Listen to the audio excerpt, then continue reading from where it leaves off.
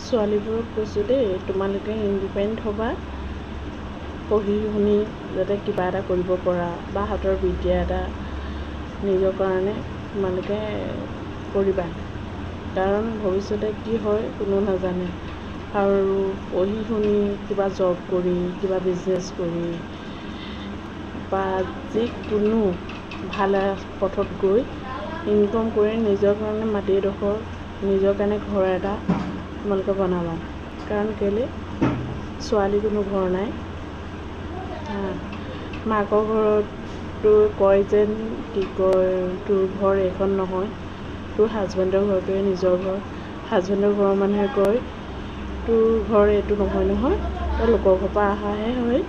সেইকাৰণে নিজৰ কাৰণে চিন্তা কৰিবা আগে।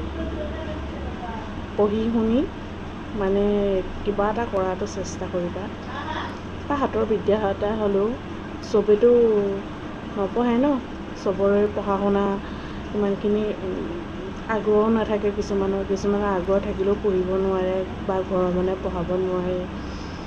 কিন্তু যাৰ পঢ়িবলৈ ইচ্ছা আছে সি যেনেকৈ তেনেকৈ পঢ়িব, আৰু যাৰ পঢ়িবলৈ ইচ্ছা নাই সিটো নপঢ়েই। আৰু নিজৰ কাৰণে বিশেষকৈ আগে চিন্তা কৰিবা, পাছত লোকৰ কাৰণে। কাৰণ নিজতকৈ আপোন কোনোৱে নাইকিয়া। এটা সময়ত চবেই চাথ এৰি দিয়ে, বুজিলা। সেইকাৰণে আগে নিজৰ কথা চিন্তা কৰিবা। ল'ৰা ছোৱালী, মাই আবা, হাজবেণ্ড,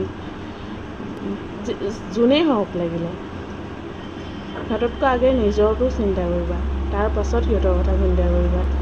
কাৰণ কেতিয়া কি হয় কোনো ক'ব নাই ন। হাজবেণ্ডৰ লগত তোমাৰ গোটেই চিৰজীৱন তোমাৰ সংসাৰ থাকিব নাথাকিব কোনো নাজানে ন।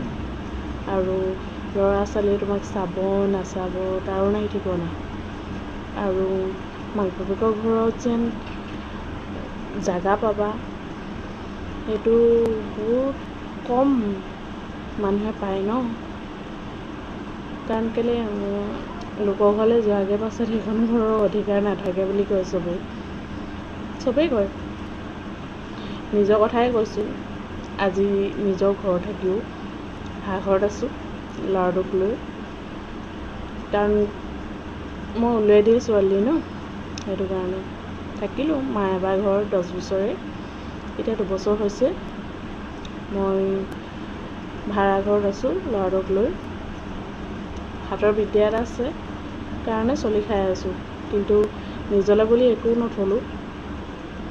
সেইকাৰণে ছোৱালীবিলাকক কৈছোঁ আগে নিজৰ কথা চিন্তা কৰিবা, পঢ়ি শুনি নিজৰ কাৰণে মাটি এডোখৰ ল'বা, ঘৰ এটা বনাবা, লাগিলে কেঁচাই হওক নিজৰ বুলি ৰাখিবা।